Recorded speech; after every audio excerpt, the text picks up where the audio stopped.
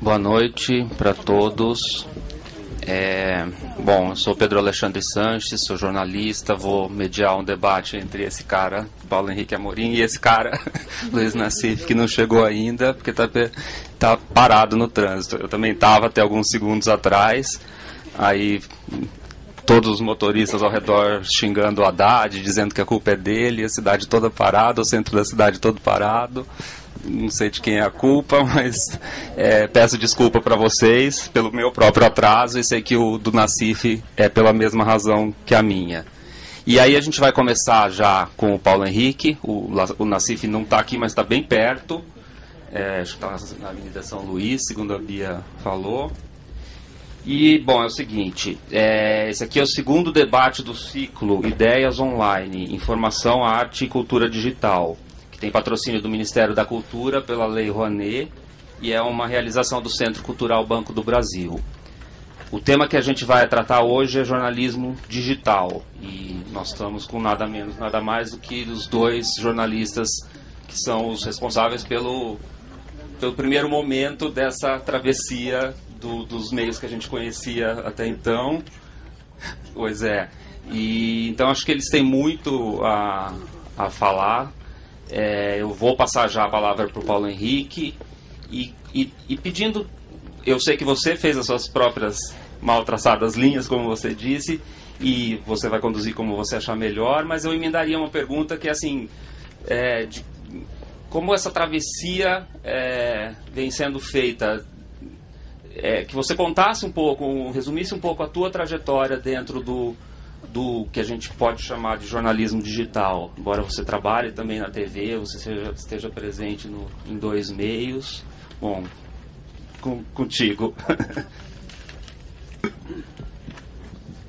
Bom, muito obrigado, boa noite. Aproveitando então essa sugestão do Pedro, farei aqui um breve resumo da minha longa trajetória. Eu resolvi entrar para a internet com o objetivo de dominar uma tecnologia que fosse útil ao meu trabalho central. Eu sempre me considero nada mais do que um jornalista e nada mais do que um repórter. Um repórter cuja função social é obter informações e transmiti-las, para que numa sociedade democrática aquele que recebe a informação possa julgar e tomar decisões a partir de informações que sejam objetivas, precisas e até quando possível, até como possível, imparciais. Eu sempre tive uma obsessão, uma preocupação, que foi a de dominar a tecnologia mais recente, mais nova, para que eu não ficasse profissionalmente obsoleto. Eu nunca quis ser um jornalista de imprensa escrita, de televisão ou de internet. Eu quero ser um jornalista. E acho que eu preciso dominar esses meios todos, e todos os que vierem pela frente, para que eu possa desempenhar a minha função. Eu não quero não quero me sentir impedido de ser repórter porque não domino a tecnologia disponível. E então eu fui fazer a internet assim, eu me tornei, de certa forma, pioneiro nesse meio, porque eu estava naquela altura trabalhando na TV Cultura aqui de São Paulo, tinha um programa chamado Conversa Fiada, um programa de jornalismo econômico que eu próprio produzia, e eu procurei espontaneamente o ZAS. Que ano é esse? Isso é 1999. Finalzinho do século passado. Eu procurei espontaneamente o ZAS, que era um provedor que tinha sede em Porto Alegre, e de um grupo de jovens muito empreendedores e bem apetrechados tecnicamente. E a partir daí nós começamos a trabalhar juntos. Depois o ZAS foi comprado pelo grupo RBS, lá de Porto Alegre. Depois o Terra comprou a RBS, e eu cheguei até a trabalhar no Terra mas por um pouco período, e depois fui embora. Depois eu fui contratado pelo UOL, fiz lá o UOL News, que era uma tentativa de fazer jornalismo de televisão na internet, retumbantemente fracassada, e acabou sendo um jornalismo de análise, digamos, instantânea na internet. Aconteciam os fatos e nós tínhamos uma pequena equipe que procurava especialistas que pudessem, com a minha intermediação, com a minha entrevista, interpretar aqueles fatos. E assim foi que até que eu fui para o IG, saí do IG de uma forma um pouco violenta, atabalhoada, me mandaram embora de uma hora para outra, e aí eu resolvi ser independente e me pendurar num provedor de minha própria responsabilidade, ou pelo menos em que eu não estivesse dependendo de nenhum grande grupo empresarial ou de mídia. E com a ajuda da minha editora e diretora executiva, a Georgia Pinheiro, eu consegui montar um portal Conversa Fiada, que hoje está pendurado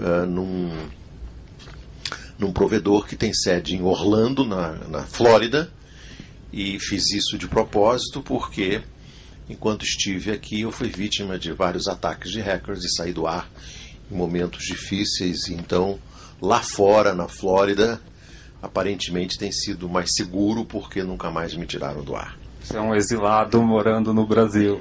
Mais ou menos, mais ou menos. Bom, o que eu me preparei aqui para expor como base da nossa discussão, e evidentemente o mais importante será o que nós viermos a conversar na parte de perguntas e respostas, com a ajuda do Nassif. E é o seguinte: em primeiro lugar, eu gostaria de situar alguns números, algumas informações centrais, e gostaria de me referir especialmente ao recente número da Carta Capital, numa reportagem do André Barrocal, que mostra que a TV aberta no Brasil, ela detém 65% do total da publicidade brasileira. Isso em 2012 foi o equivalente a 20 bilhões de reais. Da televisão aberta, da publicidade na TV aberta brasileira, a Rede Globo detém 80%. Ou seja, a TV Globo tem 80% de 65% de toda a televisão, de toda a publicidade no país. Se você levar em consideração que a Globo tem também jornal, tem revista, tem rádio e tem portal na internet, você verá que a participação da Globo, na verdade, é muito maior do que a participação dela de 80% sobre 65%. De 2000 a 2012, o governo federal gastou 12 bilhões de reais em publicidade na televisão, e a Globo ficou com 50% dessa verba. De 2003 a 2012, os gastos do governo federal em TV aberta caíram de 61% para 43%. A audiência da Globo caiu de 56% em 2004 para 42% em 2013. Mas como a percentagem da TV aberta cresceu em relação à percentagem da publicidade no rádio, no jornal e na revista, só não cresceu mais do que a percentagem dedicada, ainda ínfima, à internet. Como a percentagem da TV aberta cresceu, a Globo passou a receber mais dinheiro público, embora a audiência dela tenha caído, embora o governo federal tenha botado menos dinheiro em televisão. Em 2000, a Globo recebeu do governo federal 370 milhões de reais, e em 2012 recebeu 500 milhões de reais. Essa é uma situação paradoxal para um regime chamado de democrático.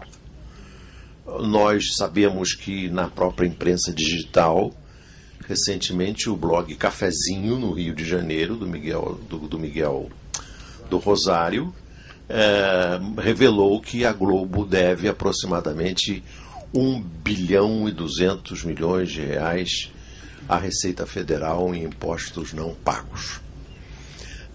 Apesar disso, a Globo continua a receber recursos do governo federal e o ministro da Fazenda, Guido Mantega, não responde a uma interpelação do senador Roberto Requião, do PMDB do Paraná, que perguntou se a Globo vai pagar o que deve à Receita Federal.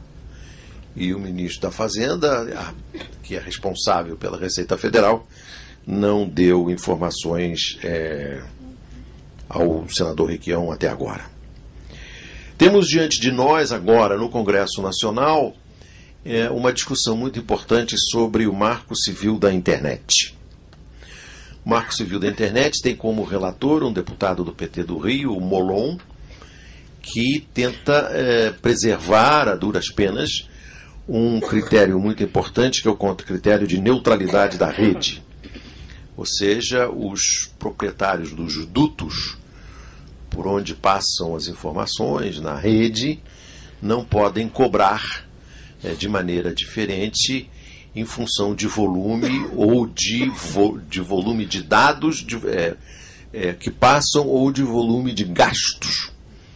Isso é um pré-requisito fundamental para haver democracia na rede, para não haver discriminação por dinheiro.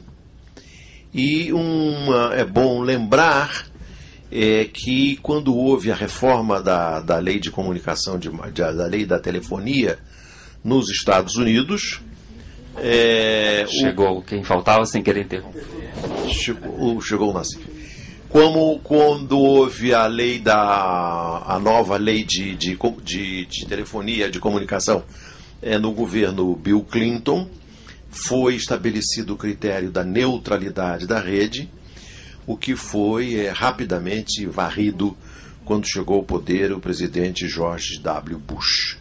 Portanto, nos Estados Unidos não há neutralidade de rede. Aqui no Brasil é possível que não haja também, se prevalecer a posição de uma parte significativa da Câmara dos Deputados, parte essa liderada pelo grande estadista Eduardo Cunha, que não sei se sabem, é um dos líderes políticos de que os brasileiros devem se orgulhar, porque ele ilustra, por exemplo, a representação do Rio de Janeiro. Outro aspecto que eu gostaria de observar é que recentemente a Fundação Perseu Abramo fez uma pesquisa extensa e profunda sobre o que as pessoas pensavam a respeito da lei de médios, uma lei de médios e da televisão no Brasil. E as constatações são desanimadoras. A grande maioria não sabe, por exemplo, que televisão no Brasil é uma concessão pública. A TV aberta no Brasil é uma concessão. É uma concessão de um bem público, o espectro eletromagnético. É uma concessão, tão concessão, quanto a loja que explora o cafezinho aqui no prédio do Centro Cultural Banco do Brasil. É uma concessão, né? O Brasil pode ir lá e pedir de volta aquela lojinha que está lá. A concessão da televisão é um pouquinho mais complexo do que a loja de cafezinho aqui, mas o princípio é basicamente o mesmo.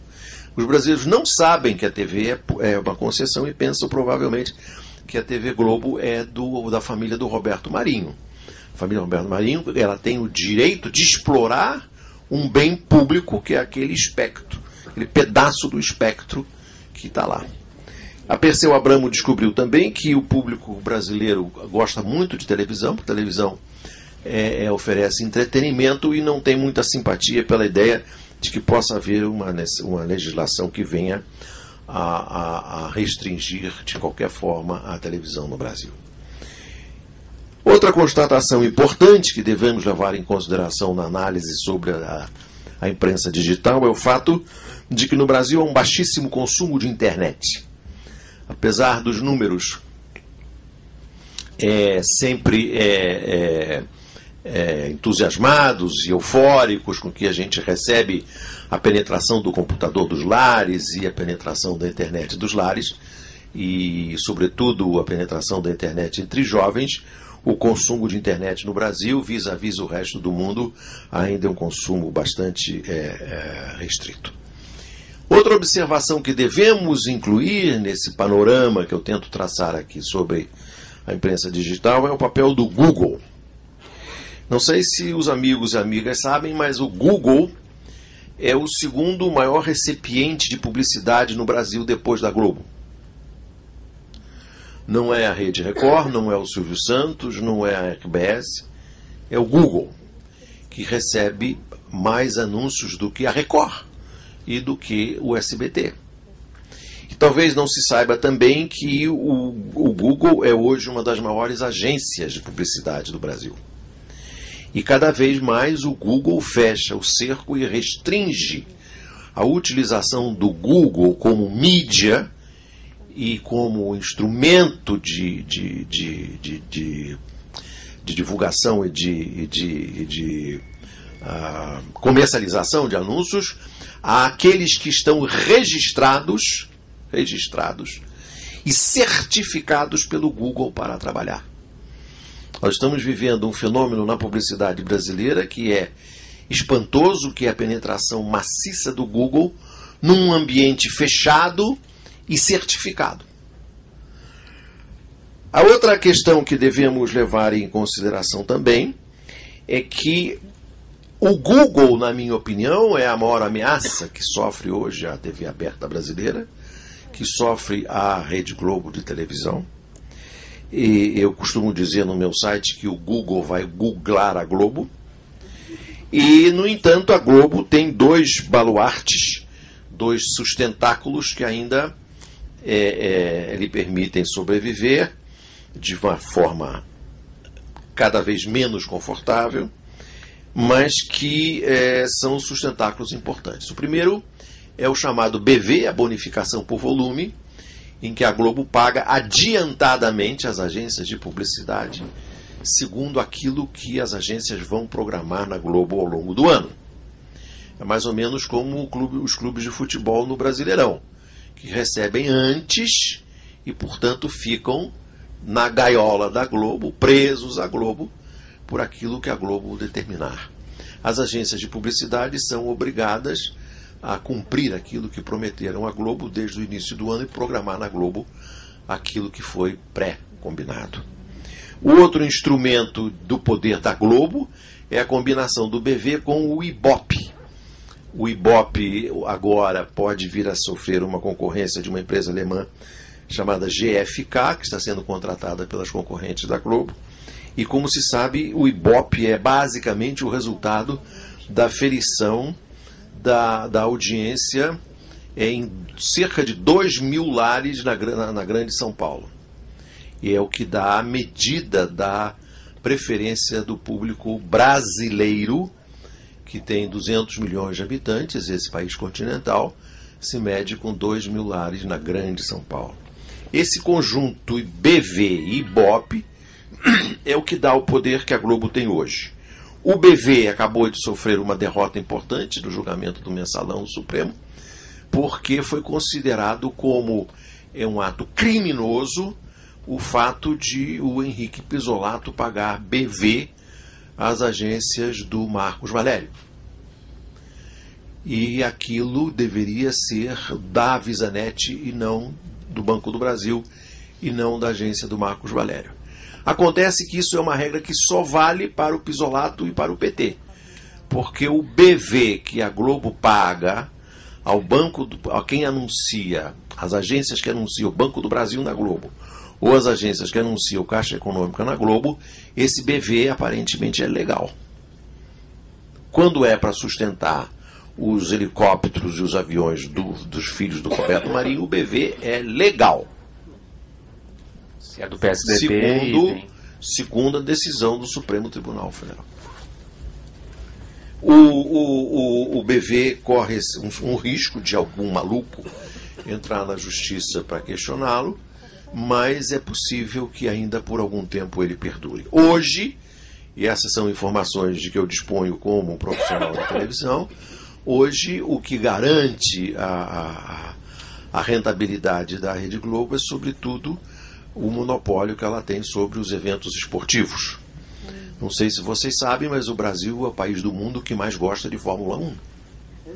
Nem na Alemanha se gosta tanto de Fórmula 1 quanto aqui. Nem na Itália se gosta tanto de Fórmula 1 como aqui. E o fabuloso é que há 10 anos o Brasil não tem um corredor de Fórmula 1 que preste. O que tinha aí foi demitido, arrumaram lá uma escuderia para ele. E ele ontem aqui em São Paulo chegou em 7º lugar. É o grande herói nacional, chega em 7º lugar. No entanto, esse esporte é um esporte popularíssimo, importantíssimo, que faz parte da nossa cultura, assim como o futebol. Não tem carro, não temos carro também, né? Nem piloto, nem carro. Mas temos a Globo que nos ilustra a cada domingo. Sobre o jornalismo digital, eu acredito que ele será ainda durante muito tempo, e será evidentemente liderado pelo jornalismo digital dos grandes grupos empresariais de jornalismo, que eu chamo no meu blog de PIG, o Partido da Imprensa Golpista, que é composto de Globo, Folha, Estadão e Veja. Como se sabe, o Estadão e a Veja estão à venda, não tem quem compre, mas estão à venda, e a Folha se encaminha para lá a passos acelerados. A Folha agora, como vocês viram, fez uma opção editorial que é ir para a direita da Ku Klux Klan, na esperança de herdar a xepa que vai sobrar do Estadão, aqueles restos de feira do Estadão. A Folha pretende incorporar ao seu patrimônio, deslocando-se vigorosamente para a extrema-direita do espectro político brasileiro. Ainda assim, esses grupos permanecerão, é claro, por muito tempo como predominantes na mídia digital brasileira. Não há no Brasil nada parecido, nem de longe, com a transição que está sendo feita com muito bom gosto e com muita qualidade pelo New York Times, que é, na minha opinião, o jornal que lidera essa passagem da imprensa escrita para a imprensa na internet, seguido também, na minha opinião, pelo Guardian de Londres, que hoje não existe mais como a imprensa escrita, que foi todo para a internet. O Guardian, como sabem, é o jornal que publicou as denúncias do Snowden, e é por isso mesmo que está sendo perseguido pela grande democracia que se instala nesse momento no governo conservador liberal que dirige eu não sei se falo Reino Unido ou Grã-Bretanha, porque eu assisto ao Renato Machado no Bom Dia Brasil e ele me deixa inibido, porque eu falo Inglaterra, e quando eu ouço ele falar Reino Unido, Grã-Bretanha, eu me sinto diminuído na minha superior ignorância. Enfim, naquela área ali que a gente mais ou menos imagina qual seja, no alto à esquerda onde fica o monstro do Loch Ness, né? Hã? Onde fica o monstro do Loch Ness. Fica, entre outros monstros. Tem o papel dos sujos, né? Nós jornalistas considerados sujos, segundo a denominação dada pelo José Serra, o que nos honra muito. E os sujos quebraram a unanimidade, quebraram a solidez do pensamento único que havia na imprensa brasileira. O problema desses blogs sujos é que nós precisamos encontrar a nossa viabilidade comercial, precisamos encontrar os mecanismos de sobreviver financeiramente, porque informação é caro. Informação exige gente qualificada, tempo de pesquisa, e não basta você dar opinião, você tem que ter informação, você tem que ter substância. Opinião, como se sabe, é dispensável. Informação é que é indispensável. E nós precisamos fazer essa transição da opinião para o fato, né, da opinião para a informação dura, e com isso garantir a nossa sobrevivência, inclusive comercial. A nossa questão é quem paga essa conta. Hoje eu não sei, Nassif pode dar um testemunho dele, mas o Conversa Fiada paga as contas com muita dificuldade, tentando fazer com que ele seja autossuficiente, e muitas vezes somos obrigados a subsidiá-lo com receitas que nós obtemos no mensalão que eu, por exemplo, tenho na TV Record, que é o que me me sustenta.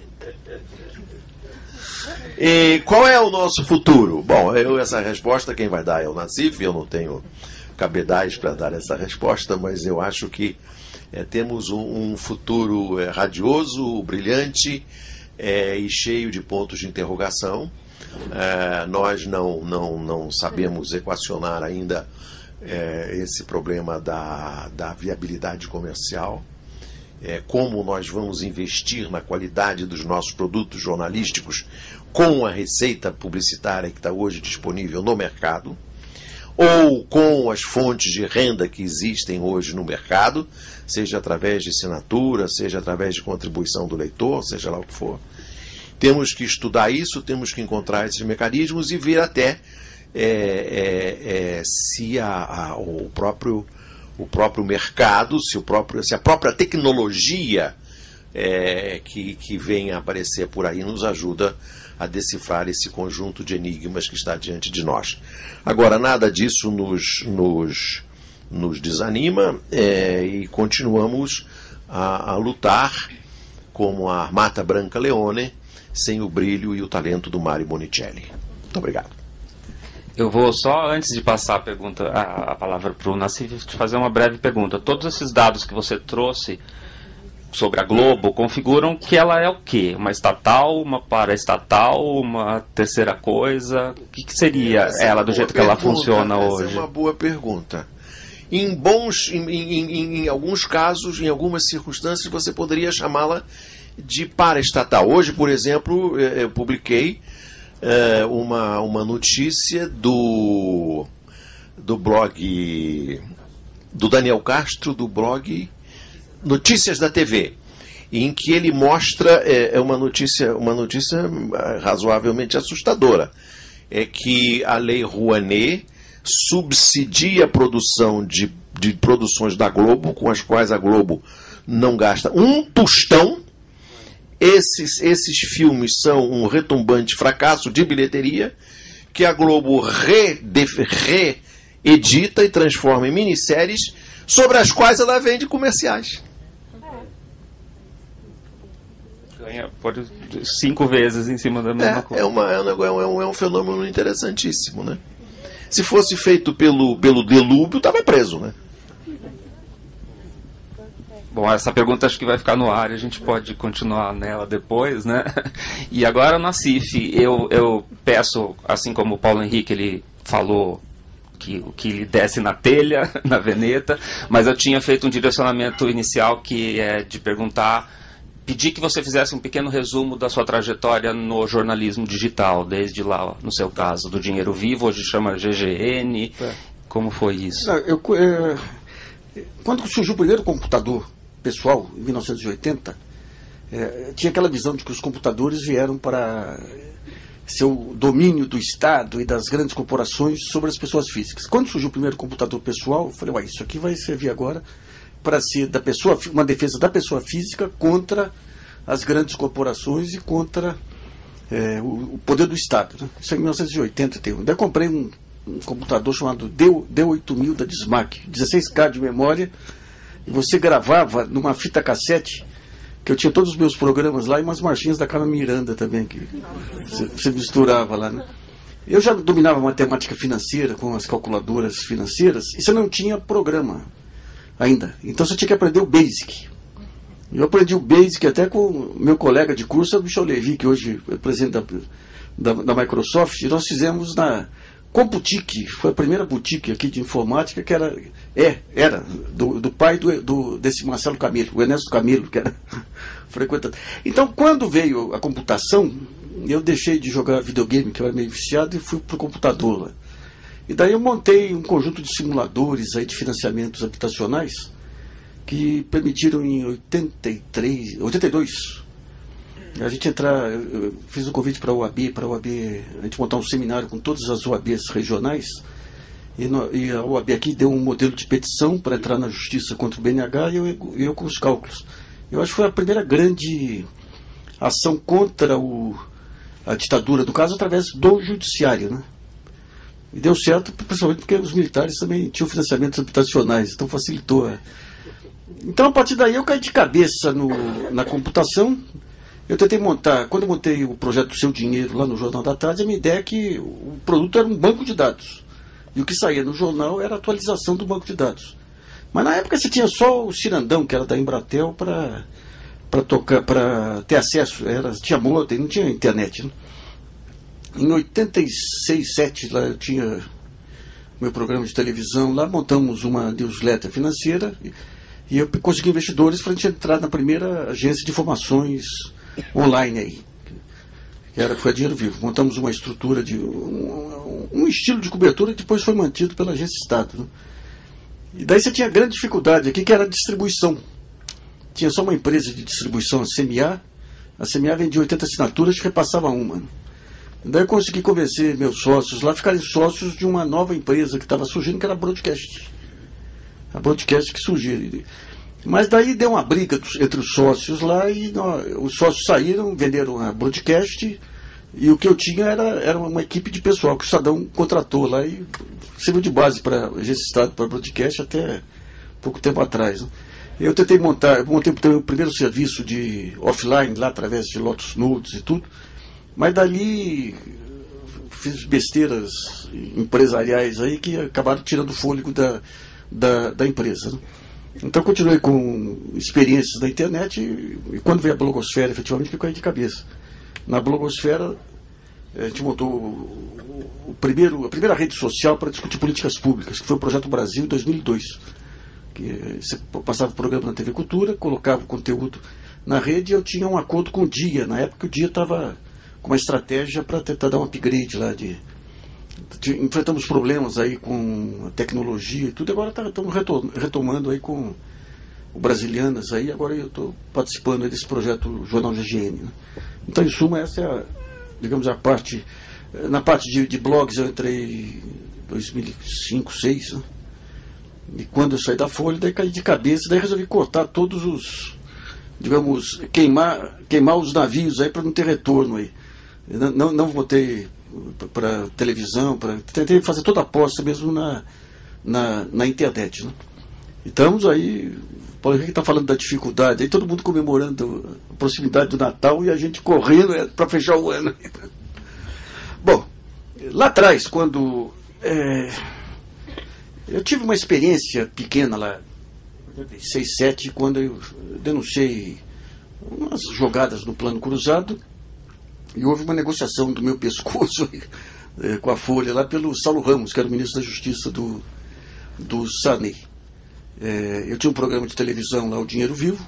Na época, o Paulo Henrique estava na Globo, eu recebi um convite para ir para a Globo e cometi a temeridade. Falei, não, eu vou ficar com o meu programinha aqui na TV Gazeta. Né? E na época, quer dizer, ele conseguiu o meu pescoço na Folha, foi uma negociação só soube anos depois. Aí. E com esse programinha eu consegui enfrentar o Sarney lá, enfrentar depois o Collor. O Collor depois tirou o programa do ar, né? Então quando eu fui enfrentar a Veja lá na frente, que eu percebi que a Folha puxou o tapete, na hora que a gente percebia que tinha uns sinais, digamos, de um pacto aí, que mais tarde ficou claro, né? Eu achei que a internet era o caminho. Falei, pô, um programinha de televisão, na TV Gazeta, que entrava, tudo bem que era uma TV aberta, mas entrava só em São Paulo, em algumas outras cidades. E agora eu tenho uma ferramenta, um blog na internet que entra em qualquer computador, desde que você consiga se fazer mais conhecido na internet. Então daí eu resolvi cair de cabeça nesse modelo. E para mim estava claro, desde o início, essa revolução que hoje já é uma revolução concreta. Né? Eu vou fazer um pequeno histórico aí do mercado de opinião, só para a gente tentar entender politicamente o que está acontecendo aí com essa mudança, essa revolução que ela é muito mais ampla do que uma revolução de mídia, né? Uma revolução política sem... Já teve algumas tentativas lá atrás, quando surgiu o rádio e televisão, mas sem paralelo. Se a gente for pensar política bem esquematicamente, bem simplesmente aí, você tem lá os três poderes, você tem lá a maneira como um controla o outro, você tem os partidos políticos, você tem as eleições. Isso aí, digamos, é a parte institucional. E depois, em cima disso, você tem a articulação daquelas forças que influenciam os poderes. Então você tem as forças econômicas, que se manifestam através de financiamento de candidatos, financiamento de partidos. Né? Você tem, hoje mais do que antes, você tem sociedade civil, organizações aí, sindicatos que bancam alguns deputados, mas não são hegemônicos. Hegemônicos sempre são essas forças econômicas e grandes grupos que sai governo, entra governo, eles sabem operar o Estado. E fora dos grandes grupos você tem o mercado de opinião. A gente entende a opinião pública como um mercado. É um mercado. Você tem produto, você tem disputa. O produto do jornalismo é a informação, é a opinião. As qualidades são a credibilidade, a confiança. Então você tem todo... Esse mercado, ele chega através para os diversos públicos, chegava. Você tinha um modelo muito simples de controlar, digamos, a opinião pública. Os partidos políticos saíam a campo, elegiam lá os seus candidatos, eram apoiados por grupos. Depois que se encastelavam no poder, toda a política econômica era pautada pela chamada grande mídia.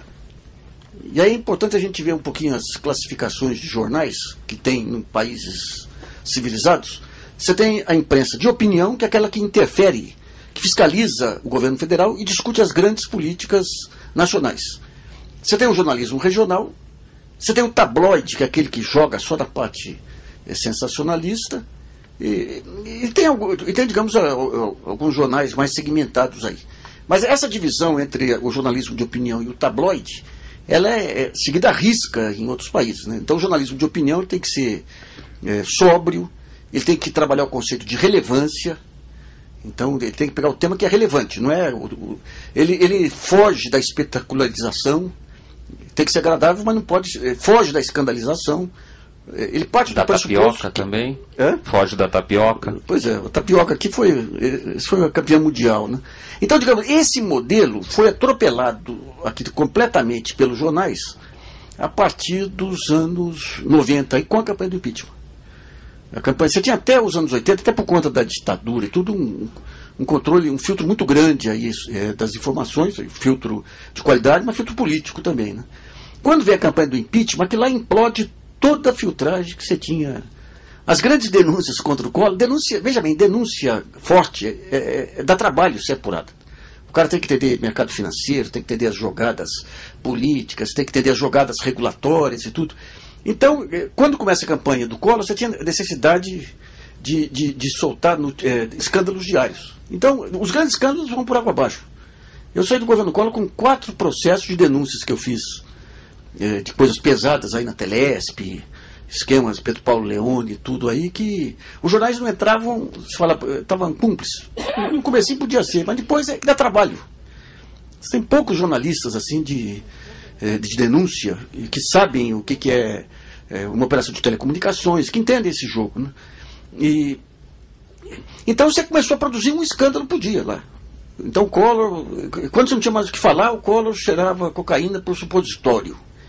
A mulher do Collor era sapatão, não bastava ser perua convencional, né? Tinha que ser sapatão. O Collor matava galinha preta no porão do palácio. Até matar galinha preta a gente admite, mas supor que um palácio feito pelo Oscar Niemeyer tenha porão é demais. Ele não põe nem banheiro lá para não sujar a obra dele, né?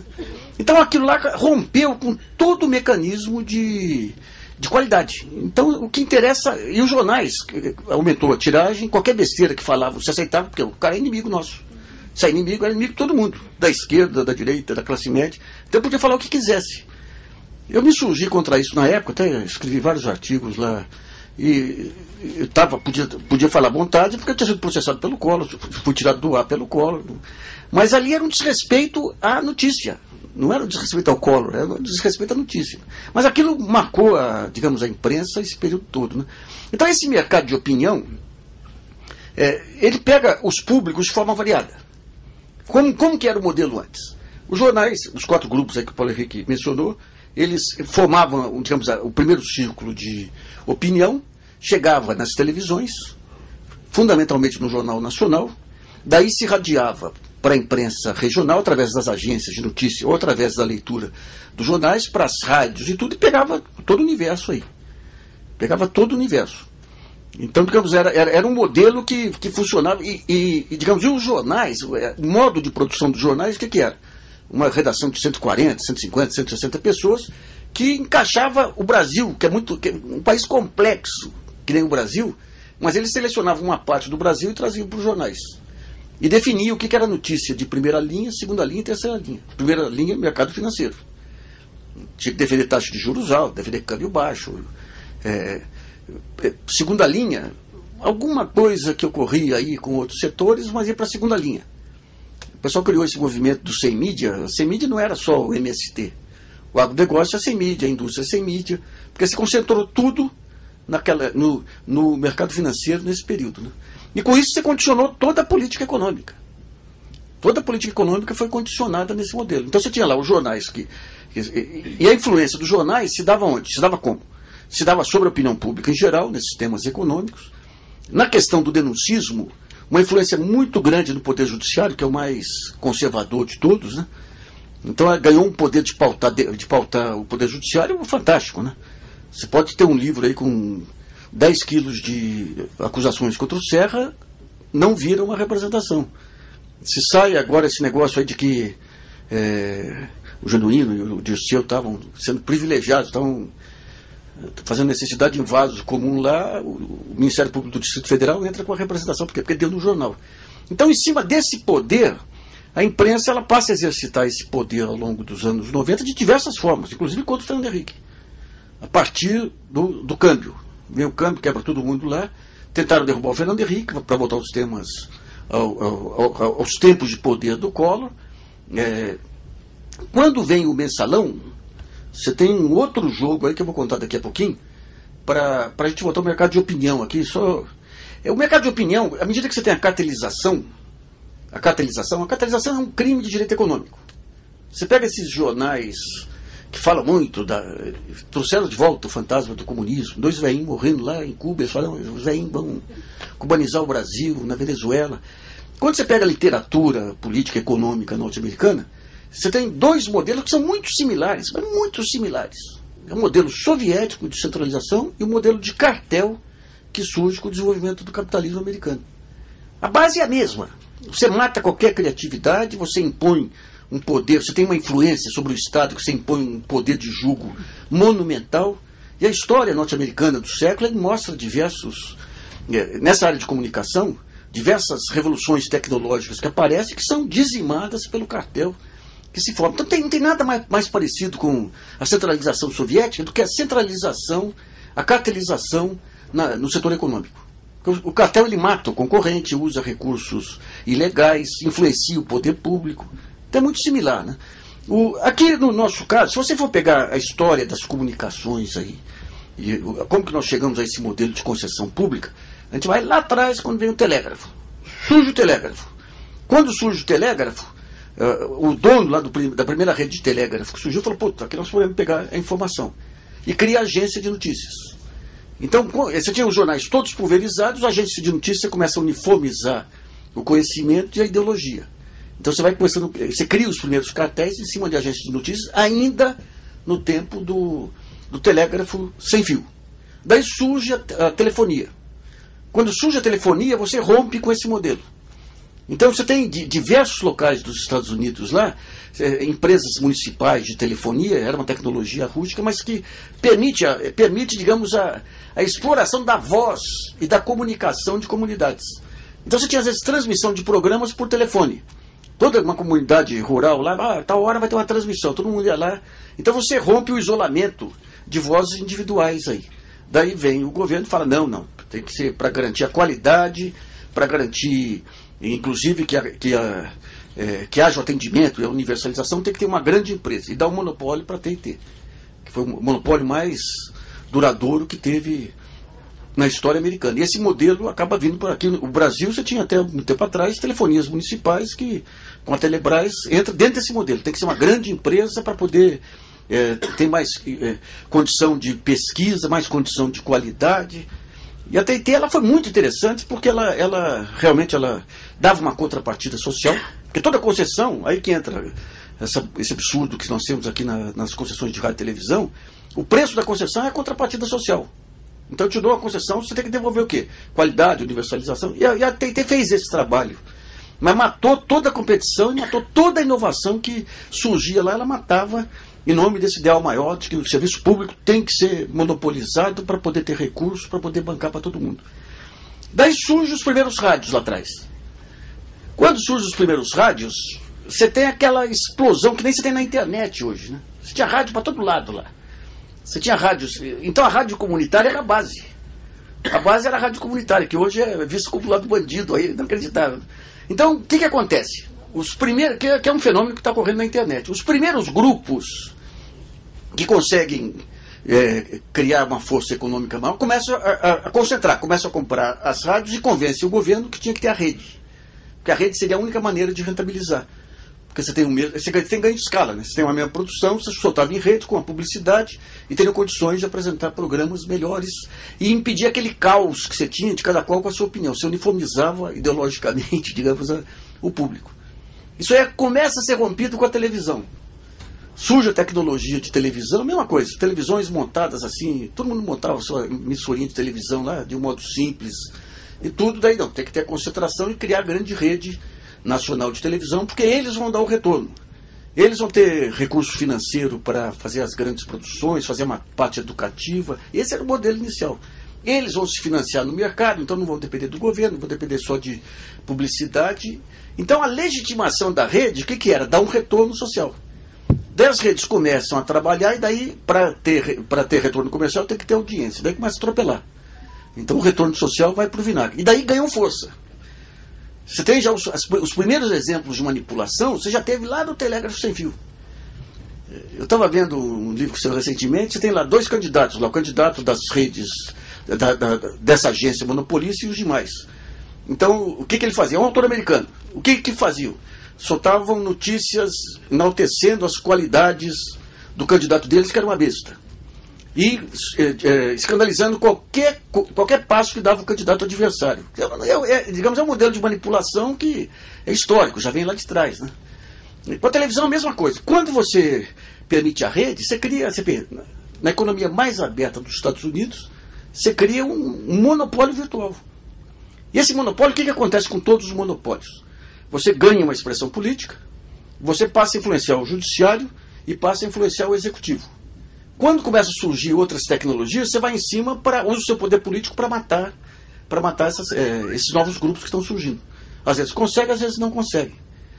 Nós temos um caso, esse caso é exemplar para entender o que ocorreu no Brasil aí nos últimos anos, que foi a eleição do Obama. Quer dizer, lá atrás, quando o Franklin fala que está desatualizado o marco dele, foi porque lá atrás, todo mundo pensava, a gente pensava, que o grande adversário seriam as empresas de telefonia. Então as empresas vêm, você vê, quando entra a internet, você quebra todas as barreiras de entrada que você tinha para a mídia.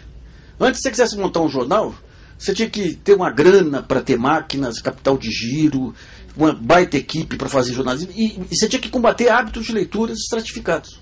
Quando veio a internet, você não tinha nada disso.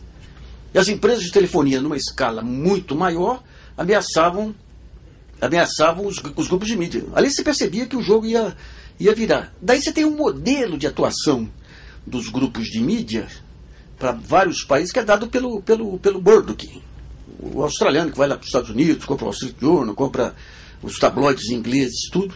Ele dá um modelo que é seguido pelo Brasil depois. E o modelo dele qual foi? Primeiro ele tenta entrar nesse jogo, criando a sua rede social, que não dá certo também, se capitaliza no mercado para comprar, tentar montar uma rede global aí de publicações, mas percebe que não tinha jeito, que as teles eram muito maiores, que ele ia perder para as teles. Então ele fala, vamos levar a nossa disputa para o campo político. Então nós não somos mais os caras que apoiam o candidato, nós somos um verdadeiro partido político. E a campanha do Obama, eu tenho a impressão que só foi superada em baixaria pela do Serra algum tempo depois, né? Porque para competir com o Serra em baixaria, nem o Partido Republicano Tea Party lá. A única coisa que combinou o Tea Party aqui com nós é que o Tea Party era composto só de ex-trotskistas, igualzinho aqui. Então eles fazem uma campanha utilizando todo o repertório de manipulação de informação. Como que é esse repertório? Você confunde informação com entretenimento, você passa a roteirizar as informações, e a partir de um certo momento você começa a usar recursos da dramaturgia na informação. O que era roteirizar a informação? Nós passamos pela Veja nos anos 70, você tinha o modelo Time, o que era? Na segunda-feira tinha uma reunião de pauta, tem tais temas. Você vê, hoje o ritmo é diário, lá era semanal. Então, qual que é o melhor enfoque para essa notícia ficar relevante? Ah, é tal enfoque. Então você fazia o roteiro antes. E o repórter saía para pegar as frases que cumpriam o roteiro. Que o máximo disso aí foi aquele caso lá do boi mate lá, que foi um caso clássico aí das escolas de jornalismo, né? Aquela história que a Universidade de Hamburgo tinha feito uma pesquisa aí, juntou boi com tomate e deu um boi aí. O Dr. McDonald's, que era o sujeito que fez isso, um boi que já vinha com molho de tomate. Aí, né? E a vez acabou. E como que era a dramaturgia aí? Vamos pegar uma declaração de um brasileiro aí para convalidar.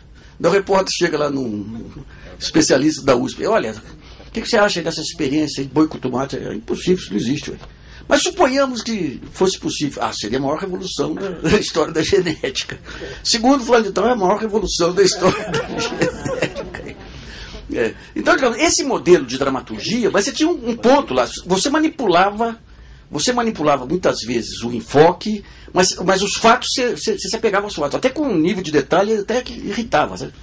Fulano de tal teve um almoço, o cara sorveu um vinho marca X lá, depois palitou o dente, todos aqueles detalhes irrelevantes, mas você punha o fato para mostrar que isso aqui não é espetáculo, isso aqui é o seu fato aqui. E depois você manipulava a interpretação. Com o tempo, você foi perdendo talento, você passou a manipular tudo, né? Então, quando vem o Murdoch lá, o que ele faz? O Obama era filho de terrorista, não era americano, era todo tipo de baixaria.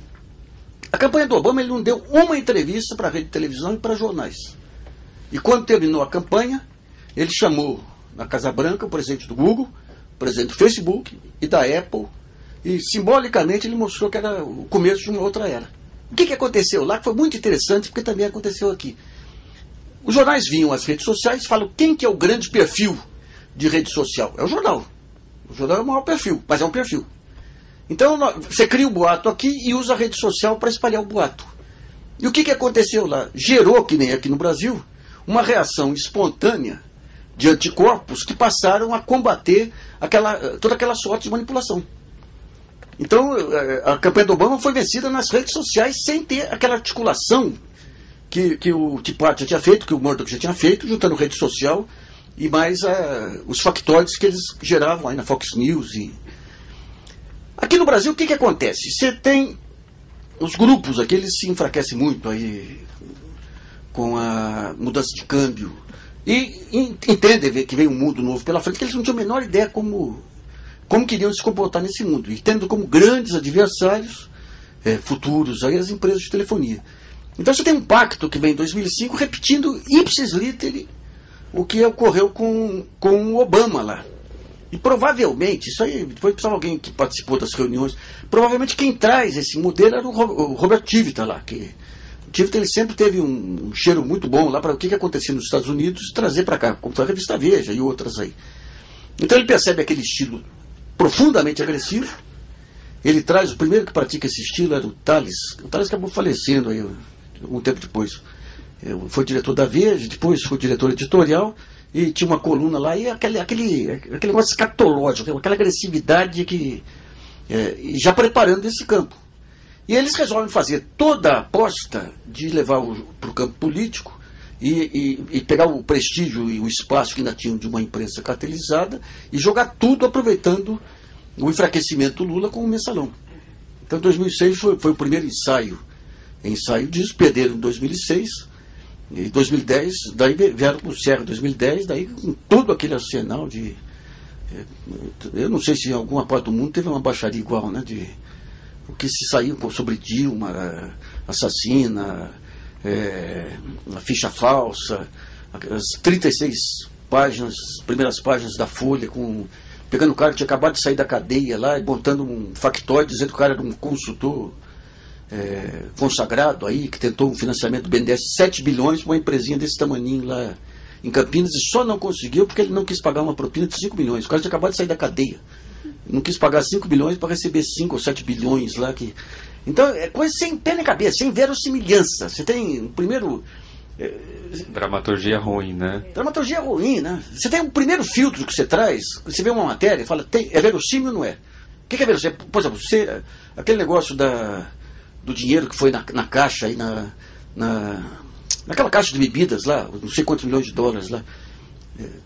do cubano lá, né? Nada batia, né? Você tem a Cuba quebrada. Cuba, quando tinha dinheiro, ela tinha esquema de tradings aí, tinha mercado, através do mercado fazia os repasses aí. Supor que logo depois do caso da Alunos lá, você ia ter caixa de bebida com 2 milhões de dólares. Eu peguei minha filha pequena, ela falei, dei um monte de nota de 2, falei, vê quantas notas que cabem numa garrafa.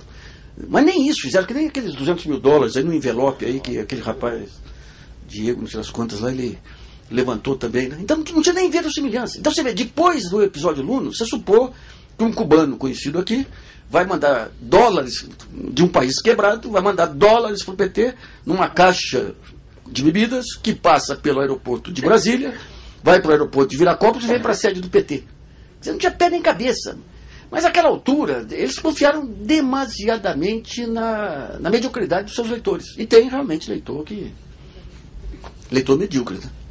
Então, criaram essa sede de vingança, que eu nunca vi coisa igual, essa celebração aí dos problemas do genuíno aí, isso é de um sadismo monumental. Eles criaram uma geração de jornalistas agora, que está surgindo aí. Nossa senhora, quando vê a geração do plano Collor, do impeachment lá, um pessoal também que atropelava a mãe para manipular a informação. Eu achei que era a pior geração que tinha surgido. Daí vem a do mensalão, que é um terror, e hoje você pega perfis de jornalistas aí, Twitter, tudo celebrando a desgraça de uma pessoa digna, e que não fosse digna, né? Então você não tem nenhum domínio assim daqueles pontos básicos de direitos individuais, mas isso são outros 500. Então o que eles fazem, digamos, em 2005 é isso aí. Vamos montar essa estratégia, vamos criar figura. Eles pegam, digamos, recursos de manipulação de tempos imemoriais, desde que você tem a mídia de massas, você usa esses recursos, né?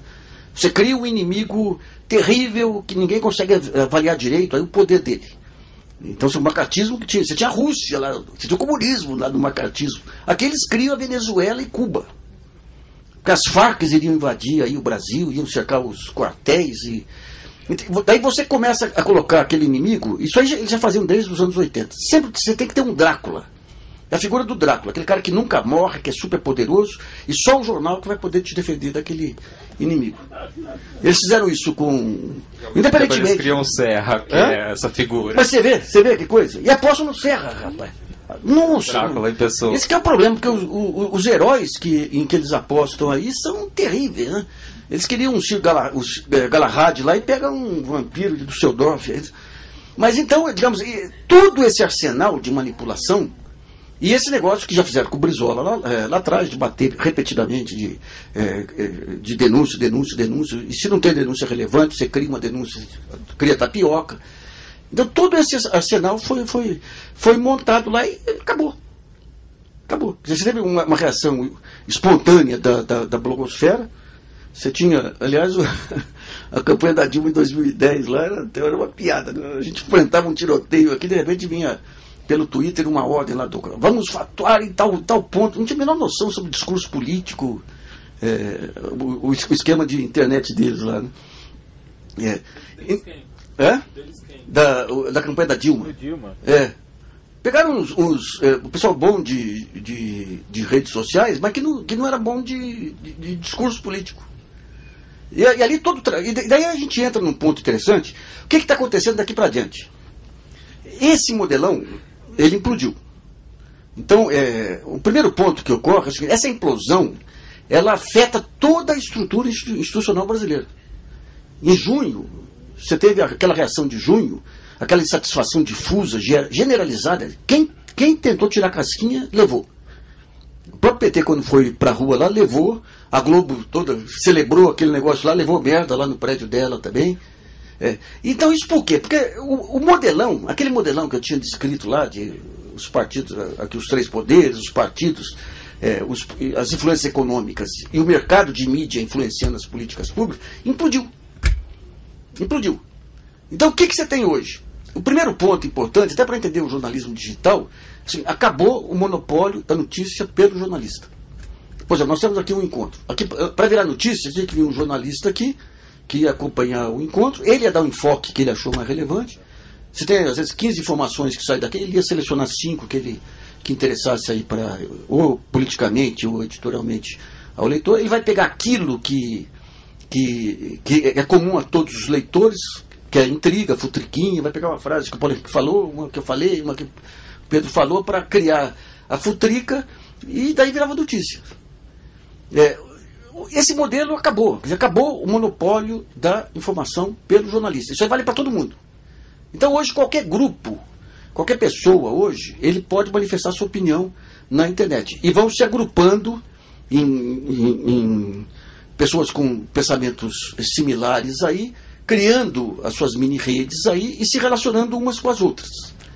Isso aí significa mudanças monumentais nesse modelo político que nós conhecemos aí de 2 séculos para cá. Porque você não tem mais, digamos, hoje o poder, vamos pegar o poder dos jornais hoje, é difuso. Solta uma matéria aí, a blogosfera vem, bate e desmonta aquela matéria. O poder da blogosfera hoje é relativo também. Não tem. De repente você coloca um tema qualquer lá, vem o seu leitor e te desanca também. Então, isso aliás é uma armadilha complicada, porque se você fica refém do que o leitor quer, você está perdido também. Porque um dia eu coloquei uma matéria desancando o Serra, falei, mas foi um bom ministro da saúde lá. Já veio um leitor, pediu para sair do blog solenemente, porque eu elogiei o Serra. Então, nesse novo modelo, o que vai acontecer? Todas as associações, organizações, eles vão ser os donos da sua informação. A BIMAC, o MST. É importante ver que os movimentos sociais ganharam uma dimensão, primeiro através da internet, das redes próprias que tinham aí, dos blogs lá atrás. Esse movimento fantástico aí das mulheres, como é que chama? Não. É esse que é internacional hoje, é que tem de vez em quando. Não, mulheres. Lá da Rússia. Qual? A Marcha Mundial das Mulheres. É um negócio fantástico.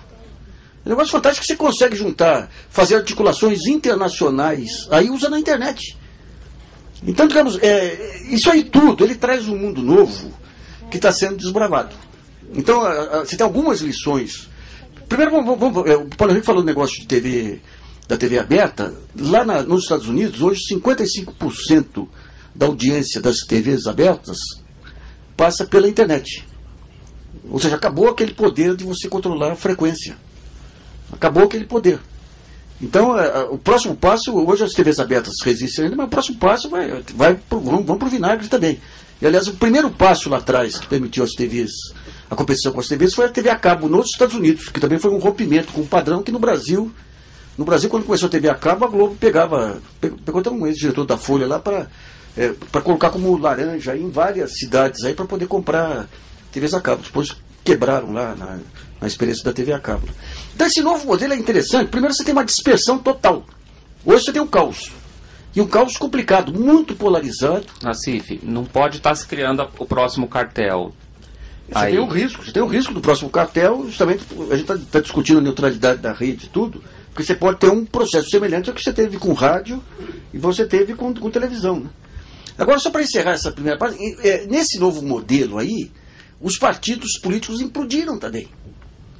Você tem o seguinte, vamos pegar os grupos aí. Você tem grupos que defendem posições aí em relação ao aborto.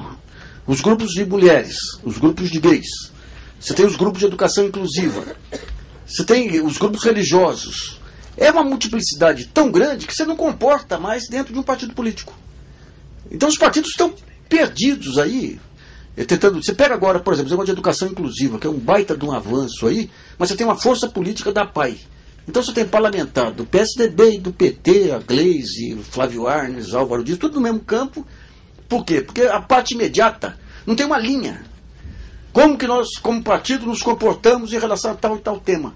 Porque tudo pulverizou. Então, no começo, você tem um caos. E daí, dentro da internet, o que acontece que a gente, no novo jornalismo? Você tem o jornalismo militante, você tem o jornalismo não militante.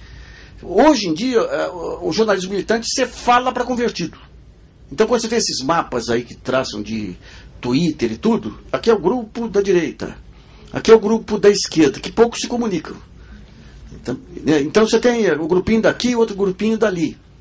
Então, digamos, isso aí tudo lá na frente, você vai ter, vão surgir novos personagens.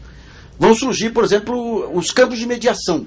Eu tenho que ter um campo aqui que venha o cara do PT, o cara do PSDB, o cara que não tem partido, para discutir, para tentar chegar a consenso. Mas enquanto você não tem o consenso, você abre espaço para selvageria. O que nós estamos vendo hoje de Joaquim Barbosa, essa maluquice que ocorreu aí no Supremo, a celebração do linchamento aí por parte da mídia, tudo está dentro desse espírito que você implodiu totalmente aquelas formas de controle, e você não tem a figura do estadista. E é nesses momentos que o estadista surge uniformizando o discurso, dando um rumo, definindo os espaços, né? Então a gente vai ter muita guerra pela frente ainda, mas você vai ter uma reorganização da informação em outras bases, né? Esse negócio da governança, por exemplo. Nós estamos fazendo um seminário quarta-feira em Brasília e sexta em São Paulo sobre a justiça e as novas mídias aí. Porque o Poder Judiciário só faz seminários com a velha mídia, né? Eles têm que entender esse novo campo que está surgindo. Então, de um lado, você tem, por exemplo, a lei de transparência, que permite você entrar cada vez mais em tudo quanto é banco de dados. Você pega o Poder Judiciário, vamos pegar o impacto do Poder Judiciário. O mensalão foi fantástico, foi um divisor de águas, porque o Poder Judiciário, as formas de influência, de interferência eram muito sutis. Era muito sutil. Tinha uma interpretação, aqui você falava qualquer coisa, olha, mas tem um absurdo aqui, porque qualquer que seja a teoria, ela não. Tem uma lógica humana que quem tem raciocínio olha e fala, não é possível que justifique isso. Mas daí vem o cara, faz 14 citações aí para justificar o injustificável, né? Com o mensalão, você trouxe de uma forma tão explícita essa manipulação que criou está criando anticorpo em todo o sistema judiciário. Porque eles falam, não, domínio do fato. Todo mundo fala do domínio do fato. Mas nós estamos na era da internet. E daí vem lá um aluno do professor alemão que desenvolveu a teoria do domínio do fato e fala, não é nada disso. O domínio do fato não é para agravar pena de ninguém. Isso é uma loucura. O domínio do fato, pelo contrário, é uma teoria para reduzir penas aí, passando aí. Tem as interpretações. Então você não é um especialista, você começa a ver aquelas sintonias e daí você começa a ver a manipulação do judiciário. Então o judiciário vai ter problemas terríveis. Porque, por outro lado, também você tem um conjunto de fatores que são de direitos individuais, que são sagrados, que a opinião pública não aceita. Pô. Essa maluquice do mensalão, gente, se tem culpa, tanto faz o tamanho da pena. Pô. E eles querem pena de morte, até se for o caso. Não sabem fazer a gradação, não sabem discutir o que é agravante, o que é atenuante. Então o Poder Judiciário, por si, ele já teria muita dificuldade de exercer a justiça. Agora, com o mensalão, escancarou uma submissão ao clamor das ruas, aí, que vai contra todo o princípio que você tem de juiz. A figura do juiz, que você vê, aquele que está na sua sala, ele e a sua consciência decidindo. De repente vem o mais alto tribunal do país e põe uma politização, uma partidarização maluca, né? Então você tem todos esses problemas que vão estar nesse outro campo aí, né? Você tem a questão do partidarismo, a questão das interpretações. O Supremo tem decisões fantásticas em defesa de minorias, avanços fantásticos ali. E daí, quando eu coloco no blog isso, o pessoal fala, como? Mas esse é o Supremo que fez essa manipulação. Então todo mundo, todos os atores, inclusive nós, blogueiros e tudo, a gente vai ter que ter uma maneira de atuar dentro desse ambiente que é totalmente aberto, que vai mudar hábitos para todo lado, né? E os jornalões, concordo com o Paulo Henrique, eles vão manter ainda protagonismo durante algum tempo, mas o modelo deles melhorou. Não dá mais. Então seria o seguinte, os jornalões fechados, donos da opinião, não pode abrir mão da informação, porque é o seu último ponto de poder, vão morrer abraçados a ela. Por outro lado, as redes sociais gerando uma informação caótica, mas muito rica, desorganizada e desestruturada, e você vai ter novos modelos que vão surgir, que vão ter que trabalhar com ferramentas de gestão do conhecimento, em cima daquelas massas de informação, para estruturar cada qual no sua área, estruturar e colocar uma ordem na discussão. Até que muitas instituições tradicionais, elas vão servir de parâmetro. Eu quero saber a discussão sobre o PAC, pô. Não confio nos jornais porque manipulam para um lado, outros manipulam para o outro. Quem que é o mediador? Vai ser o Instituto de Engenharia. Eu tenho uma discussão sobre tal coisa. Quem pode ser mediador? A OAB. A OAB hoje, né? Não aquela daquele porcaria lá anterior lá. Então é todo um mundo novo aí que às vezes dá um arrepio, porque quando você não tem os parâmetros, a tendência à radicalização, a surgir um Hitler é muito grande, né? A vantagem do Brasil é que tinha aquela piada do brasileiro no inferno, né? Você tem o inferno americano, o alemão e o brasileiro. Todo mundo queria ir para o brasileiro porque a fornalha não funcionava. Né? Aqui os nossos candidatos aqui também não funcionam, que é o Sérgio e o Joaquim Barbosa. Né? Eu fico por aqui, tá? Bom, então, 2 aulas que nós tivemos aqui, agora é a vez de vocês conversar com os caras. Tem um microfone para... Ó, tá com ela lá, quem quiser. Levanta a mão, por favor. Está sendo transmitido e vai ficar depois também, não é? Vai ficar depois no site de Ideias Online CCBB-SP, tá? Ideias Online CCBB-SP.com.br. A partir do dia 2 de dezembro a gente vai ter esse debate lá no site, tá? E a gente tem perguntas também da internet, a gente tem um grande público assistindo pelo Twitter ao vivo, tá? Então eu vou trazer perguntas também. Tá bom. Então começamos por...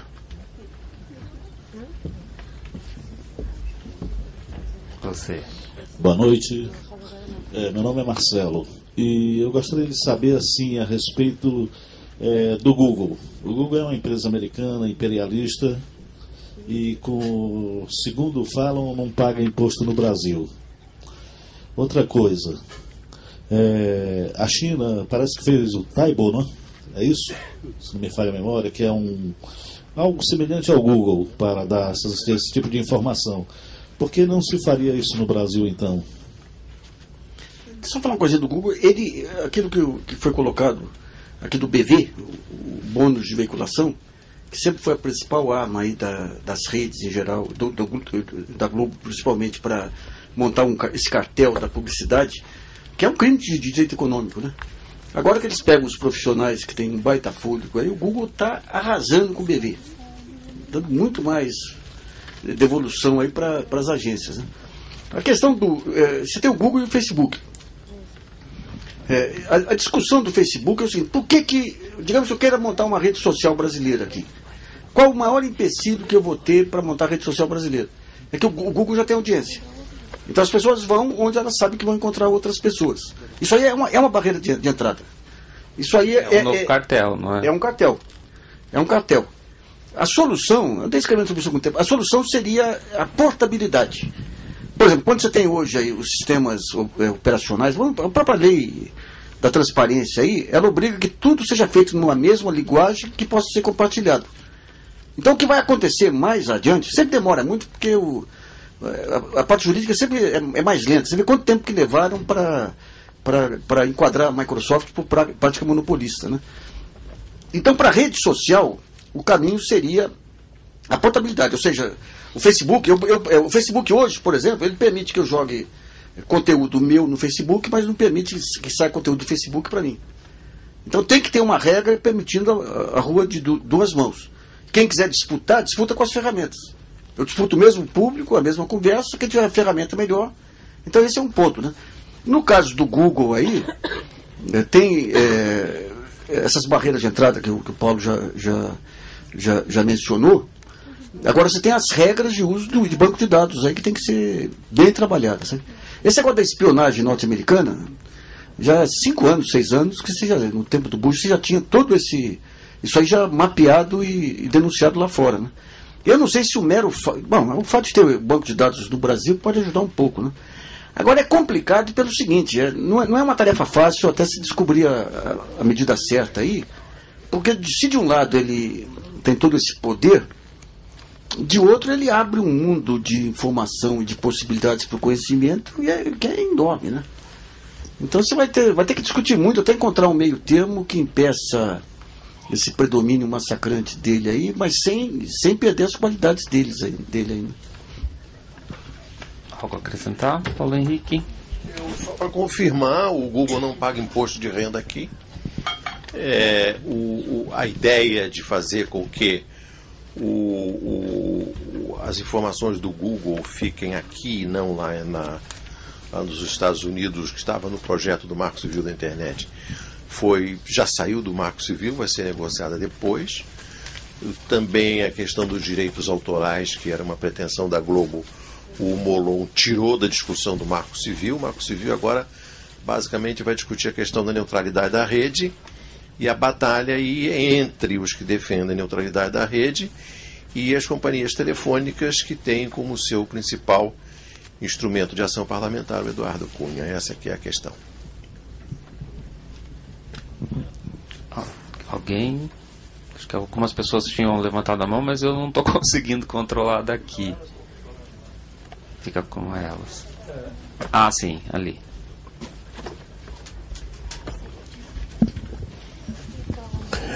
A pergunta para os dois, mas eu gostaria de iniciar com o Paulo Henrique. Porque você falou a respeito da coisa da verba de publicidade. Então nós temos, até onde eu sei, aliás, ontem eu participei de uma conversa e perguntei isso também para pessoas ligadas à comunicação. Até onde eu sei, não existe lei federal, estadual, municipal, que seja, que determine, vamos começar pela esfera federal, determine que o governo invista 90%, 80% da sua verba de publicidade.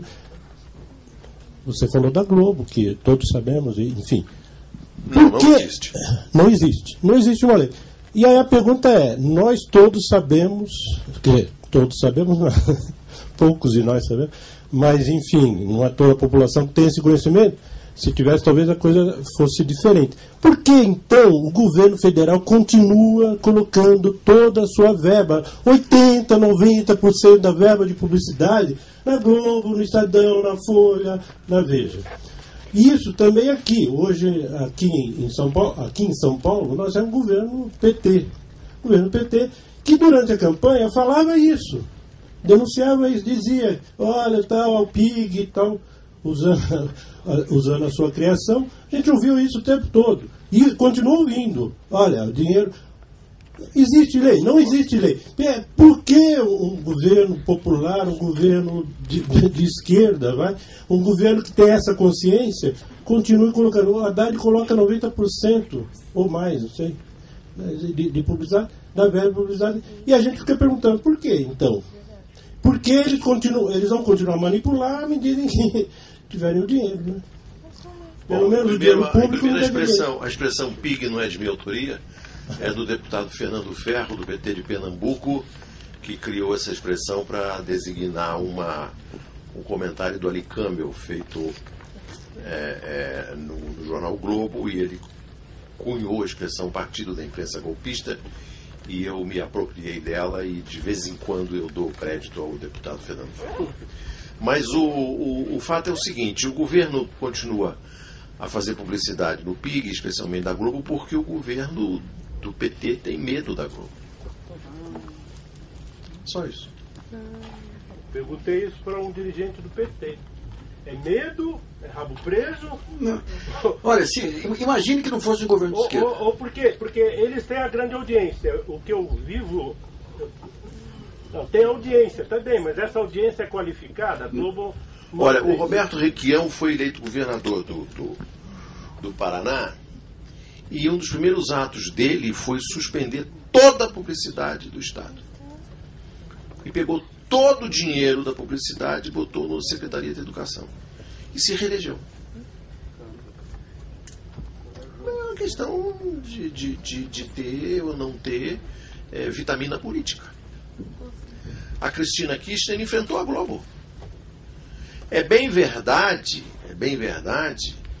que a Cristina Kirchner conseguiu fazer o que ela fez com alguns elementos que não existem no Brasil. Por exemplo, a concepção da lei de médios na Argentina é resultado de um esforço muito grande feito na academia argentina. As universidades, algumas faculdades, alguns intelectuais se reuniram e produziram isso. Mas aqui também tem o FNDC, que fez um projeto depois do Franklin, que é um projeto muito moderno, é um projeto muito, muito competente, até onde a minha vista alcança. E além disso, a Cristina contou com o apoio do povo. Falta o povo aqui no Brasil. O povo foi para a porta da Casa Rosada, o povo foi para a porta do Parlamento, os sindicatos se mobilizaram, né? Eu tenho conversado isso, inclusive, de forma pública. Eu tenho dito a líderes sindicais, e até recentemente falei na TVT, a televisão dos trabalhadores, ligada à CUT, que o maior interessado numa lei de meios no Brasil devia ser o trabalhador. Porque ninguém sofre mais nas mãos do PIG do que o trabalhador. E a CUT não vai para a porta da Globo. Lá, o Partido Peronista foi para a porta da Globo. Você saberia explicar por que essa diferença entre Argentina e Brasil, por exemplo? Bom, aí eu convido vocês a assistir o filme Juan e Evita, que é a história do romance do Juan Domingo Perón com a Evita Perón, e vocês vão ter um pouco da resposta a essa pergunta. Vocês vão ver como é que o Perón voltou ao poder com a Praça de Mayo completamente tomada. Aqui é uma democracia sem povo, dizia o professor Raimundo Fauro. E só numa democracia sem povo é possível, num país de 200 milhões de habitantes, ter uma lei de radiodifusão promulgada no ano de 1963 que regula as atividades dessa indústria até hoje. Esse momento da era digital, como é que pode com 33 milhões de analfabetos? Espera só ele te entregar o microfone para ficar registrado. Eu não sei. Como pode um país, né, na era digital, com 33 milhões de analfabetos e mais de 6 mil favelas pelo país, como é que é isso? E esses impostos altíssimos, por que a Dilma não abaixa os impostos, dando preferência que o brasileiro vai comprar lá fora, gastar 2 bilhões de dólares lá fora, né? Como é que é isso? Não, aí você tem dois problemas aí. Um problema aí da competitividade dos produtos brasileiros está ligado à questão do câmbio. E se, como nosso tema é mídia, o câmbio está ligado diretamente ao terrorismo feito pela mídia esse tempo todo. Porque a mídia, o dólar alto é custo para a mídia. Porque o papel, as compras de enlatados, tudo são pagos em dólar. Então, quando o dólar desvaloriza, você tem um custo adicional para os jornais e televisões. Por isso que nesses anos todos aí, você começa a derrubar, a desvalorizar o dólar, fazem um terrorismo em cima de inflação, dizem que a economia cria esse terrorismo, e tem um governo que não tem uma linha clara aí de política econômica, que pisca. O governo conseguiu uma vitória fantástica no primeiro ano aí de reduzir juros, melhorar o câmbio, tudo. Daí, primeiro soluço que dá de inflação está muito ligado aí às cotações internacionais de alimentos, começa o terrorismo, o jornal nas... Pô, você tinha uma primeira página do Estadão dizendo que as famílias estavam retomando os hábitos dos tempos de hiperinflação. A hiperinflação era 12% ao mês, aqui nós estamos falando de uma inflação de 6% ao ano. Então esse é um ponto, né? Em relação às políticas sociais, aí teve um grande avanço, né? É que não dá para eliminar tudo de uma vez, né? Mas as políticas sociais tiveram um enorme avanço aí, mas um avanço na questão da renda, com Bolsa Família. Mas quando você pega as favelas e tudo, aí você entra naquele problema político brasileiro, né? Você tem o Ministério das Cidades que começou com belas políticas aí, mas daí você tem ampliar a base de apoio, daí entrega para isso, para aquilo. Então você não tem hoje um planejamento urbano adequado, né? Mas então é complicado esse jogo aí, por conta... É aquele negócio, você tem que pegar as brechas.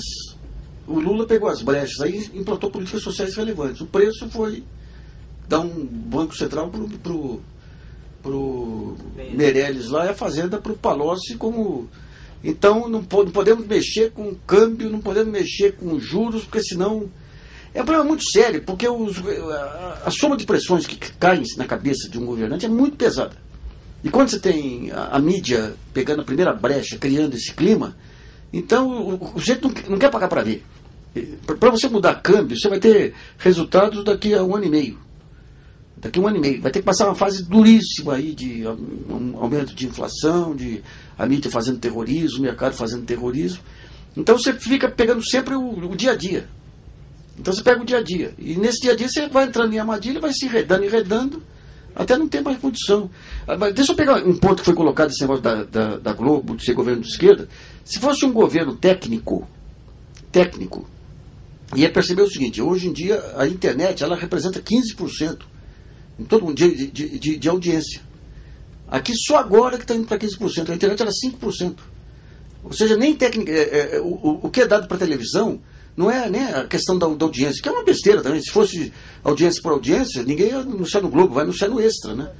No Jornal Extra, né?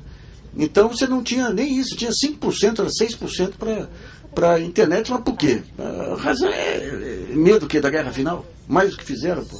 Tem um ingrediente aí para somar o teu raciocínio, que é o seguinte: a SECOM, que faz essa distribuição das verbas governamentais, ela inclui, quando ela diz que faz uma mídia técnica, entre aspas, e dá à internet o peso que a internet tem, ela inclui na internet o Google, o Yahoo e todos esses produtos que não são produtos de internet brasileira. Inclui a própria Globo também. Inclui a própria Globo também. Como? O site da Globo, ela Sim, inclui. claro. Como Então a representação da internet é uma representação deformada, mas a SECOM dirá sempre que está fazendo o que chama de uma mídia técnica. Agora tem uma ironia muito interessante aí, que quando você faz esse pacto dos 4 jornais com a Globo ela é maior, não é apenas por ser a maior, ela é muito melhor que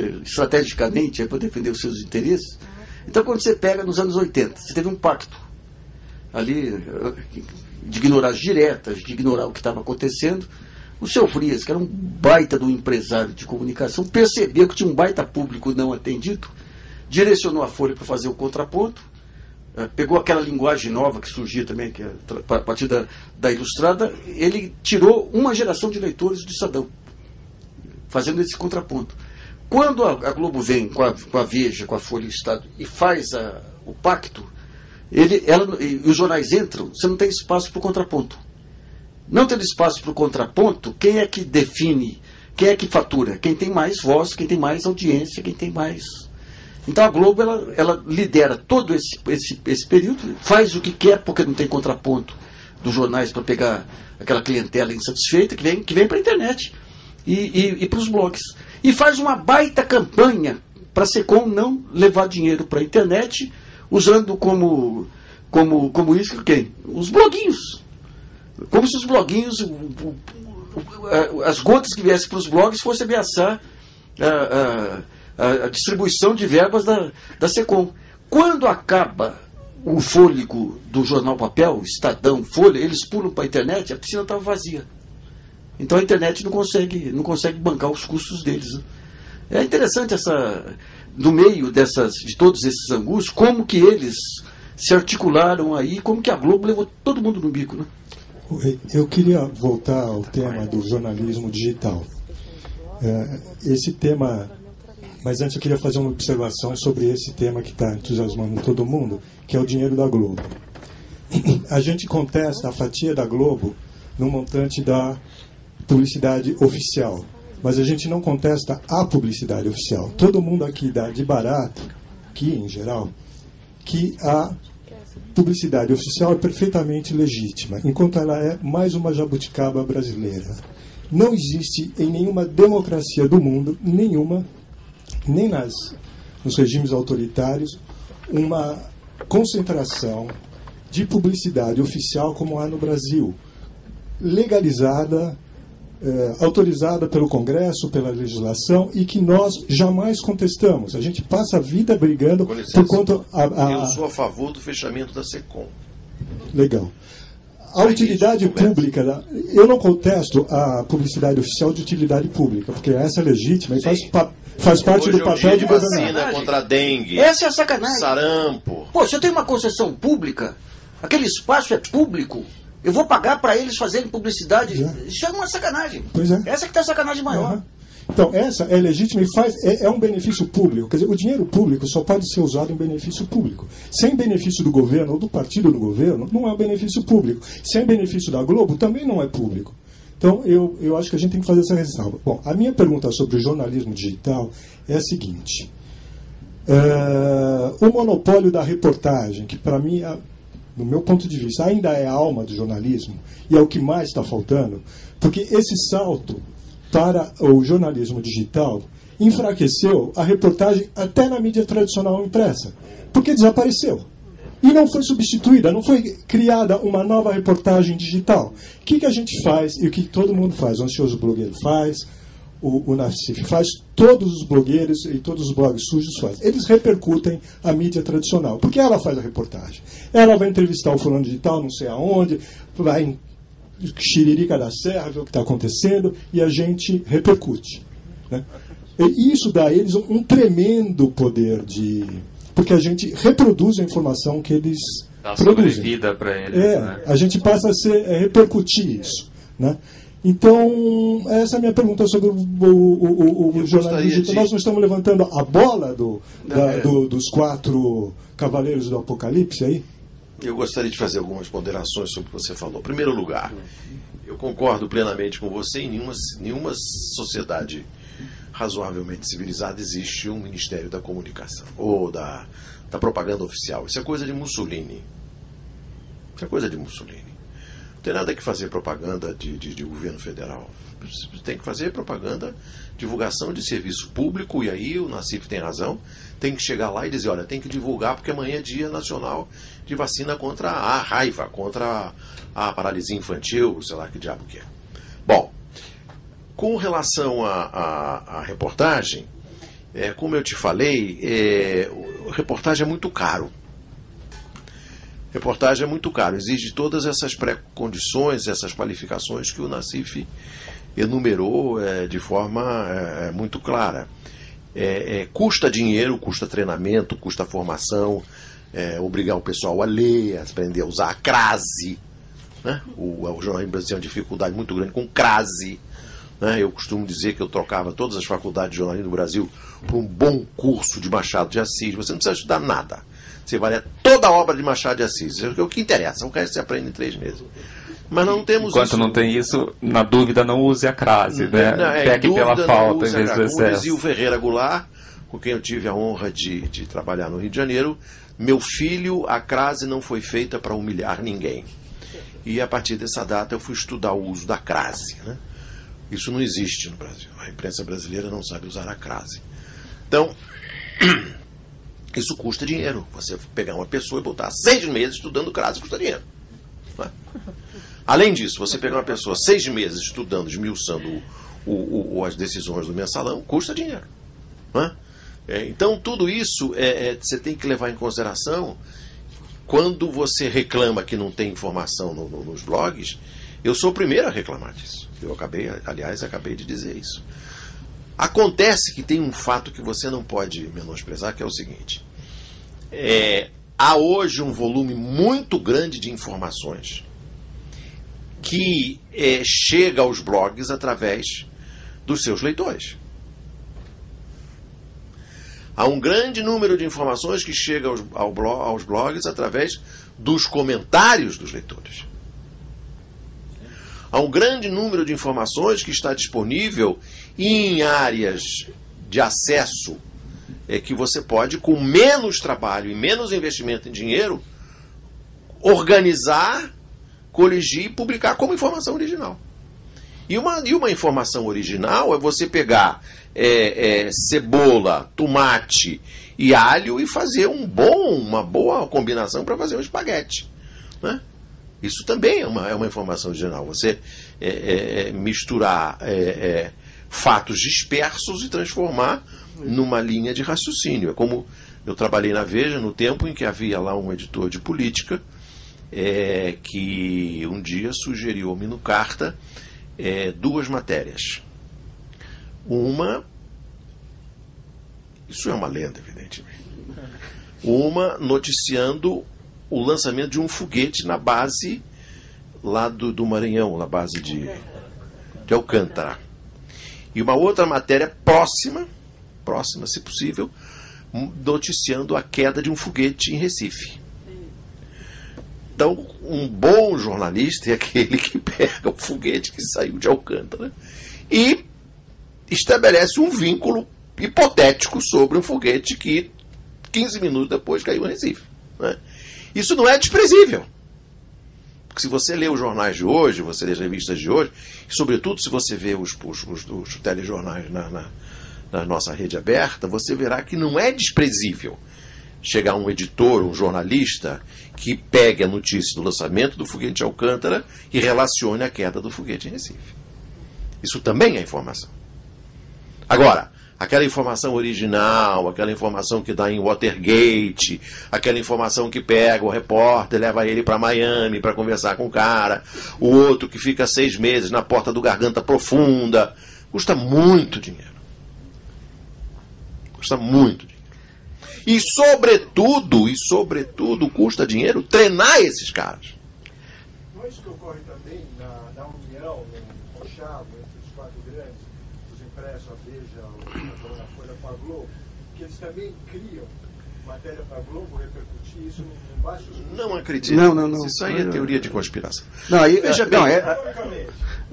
Não era teoria de conspiração, essa era a conspiração, né? que a Veja soltava. Mas a intuição. Não, isso sim, a Veja é como eu dizia no meu blog. Deixa eu fazer um contraponto aqui, até num debate que eu tive com o Ramonet aí. A gente está falando de empresas que têm estruturas aí de 200 pessoas e de blogs que têm estrutura de 5, 6 pessoas. Mas estou dizendo o seguinte: se você der 10 milhões de investimento, eu monto um jornal investigativo que dá de 10 em qualquer jornal aí. É um outro jogo. São ferramentas de gestão do conhecimento, a capacidade que você tem de entrar em... Vou dar um exemplo. Quando teve a Satyagraha, o show que nós demos de informação, levantando esses pontos, assim, tendo o auxílio dos leitores, sabendo pesquisar na internet, nós damos de 10. Você vê lá, o Jobim vem e coloca lá que a BIM tinha um equipamento que permitia fazer escuta. Daí ele solta lá quando tem a CPI, ele solta o relatório. Vem um leitor, traz o relatório, a gente publica o relatório. Um outro leitor, que até era professor de filosofia, não tinha nada a ver, faz uma pesquisa na internet e fala, pô, mas esse relatório ele tirou do site do fabricante, até esse errinho tinha aqui. Quando o Gilmar... Não durou 24 horas essa mentira. Quando o Gilmar monta aquele factoide lá que tinha tido grampo dentro do Supremo, não é o grampo da conversa, não, o grampo dentro do Supremo. Isso foi o Marco Aurélio, Hã? Dentro do Supremo foi o Marco Aurélio. Não, foi o Gilmar, que foi o pessoal da segurança do Supremo. Eles levam para a CPI, daí tem um relatório. Vem o leitor, traz o relatório, você publica o relatório. Daí entram 4 engenheiros eletrônicos lá em meia hora. Fala, pô, isso aqui não é grampo, nem aqui nem na China. O relatório diz que captaram sinais de fora para dentro. Como é que pode ser grampo? O grampo é de dentro para fora. E se realmente tivesse grampo, era tão pequeno, tão minúsculo, que eles não conseguiram identificar naquela sala lá. Se era tão minúsculo, do lado de fora você tinha que ter um carro com uma super antena. Daí vai o Super Stanley burburinho lá, pega o Google Maps, fala, na rua não podia estar, que eu descobri quais são os estacionamentos no entorno do Congresso, do Supremo e do Palácio. Também não podiam estar lá. Logo, é mentira. Então o show que foi dado lá de... Vamos pegar o negócio das Farcs lá. O negócio da bolinha de papel do Serra. Bolinha de papel do Serra, pô. Um professor de computação lá no Rio Grande do Sul. Lá no Rio Grande do Sul. Um dia que desmontou aquela parte. Então o que está acontecendo hoje é o seguinte, hoje aquele negócio, nós estamos falando entre uma estrutura de 300, 400 milhões e um bloguinho pequeno. Mas eu digo o seguinte, com 10 milhões, com ferramentas de gestão do conhecimento, com robôs para entrar nos bancos de dados do Supremo, do CIAF, do Tribunal de Contas, você dá de 10, pô. Naquela fase daquela guerra danada, vem a Veja, solta uma matéria, que o Chaves está perseguindo um empresário brasileiro. Eu dei a matéria. Daí vem um leitor desse advogado, entra no site do Supremo Tribunal Federal da Venezuela, traz o processo, um baita de 171 lá. Então o que falta é articulação ainda, e falta digamos, para você conseguir entrar nesse mundo, dar de 10 nesse pessoal, eles não sabem fazer gestão do conhecimento. Outro dia lá, aquele Rosenthal lá, que fez uma pesquisa aí, quais são as ferramentas que os principais repórteres investigativos utilizam no Brasil, de dar vergonha na minha filha. Utilizam Google Docs, utilizam Dropbox, aquelas coisinhas básicas, né? O único cara que hoje trabalha com dados aí de uma forma competente lá é aquele rapaz do Estadão lá, o Toledo lá, o Zé Roberto Toledo. O resto não sabe. Entra no CIAF, por exemplo, quando quiseram nos pegar lá, daí entra no CIAF, daí pega o CIAF lá, que eu recebi uma passagem do Ministério da Previdência lá. Então o cara transforma aquele escândalo. Por que você recebeu uma passagem do Ministério da Previdência? Porque eu fui dar uma palestra de graça para o Ministério da Previdência em Brasília, e ele, além da passagem, eles tiveram o absurdo de pagar o almoço também. Então, digamos, você tem que ter só que para você fazer isso, tem que ter conhecimento de Junta comercial, conhecimento de contrato, conhecimento da parte jurídica, que esse pessoal não tem. Ô, Nassif, na prática você está dizendo que no atual momento, na internet, o leitor tomou o lugar do repórter. Mas o repórter, o Ramonet, que é um baita de um craque, o Ramonet ele não tem a experiência jornalística, então ele fala, para você fazer uma reportagem investigativa, você vai levar 2 semanas. Isso aí era um modelo antigo, pô. Eu estou com uma briga aí com as APAES, aí peguei uma APAE do Paraná, lá tal de, como é que chama, Califórnia, lá. Eu fiz uma matéria longa contando as trambicagens lá. O pessoal, você preparou essa matéria aí? Ficou quanto tempo? Eu fiz meia hora, pô. Aí deu sorte das informações estarem disponíveis. Mas hoje, com os recursos da internet de banco de dados, um bom repórter investigativo, que ele levava um mês, ele leva um dia hoje. Então não é... O que tem que saber é dominar essas ferramentas. Tem um só quis dizer mas não basta você ter acesso ao banco de dados. Não, tem que saber Você tem dominar. que ir no local, tem que conversar. Não, Paulo Henrique. Uma parte só, pô. Uma parte só, pô.